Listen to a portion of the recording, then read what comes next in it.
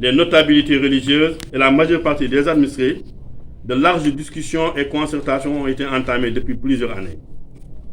C'est à l'aune de ces échanges qu'il a été décidé, sous instruction du Khalif Mohamedou Mahi Ibn Cheikh Ibrahim Niasse, de mettre sur pied une commission pour étudier la faisabilité technique, logistique, sociologique, etc. du projet d'érection de Médina Baye en commune. Cette commission, composée de professeurs, de juristes, de fiscalistes, de spécialistes en gouvernance locale et décentralisation, journalistes et autres personnes ressources, a échangé pendant plusieurs mois. Au terme de leurs travaux, un document intitulé Projet d'érection de Médina Baye en commune a été produit et remis au Khalif de Médina Baye lors d'une audience qu'il avait bien voulu nous accorder.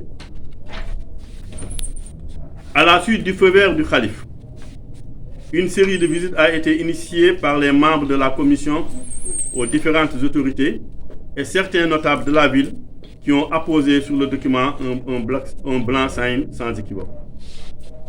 Au-delà de toutes ces initiatives et à la suite de cette déclaration de presse, il est aussi retenu la tenue d'un panel de haut niveau qui réunira plusieurs compétences en la matière en vue d'expliquer à l'opinion nationale et internationale la nécessité historique, la portée symbolique et surtout les perspectives socio-économiques pour Médina Baye Niasse.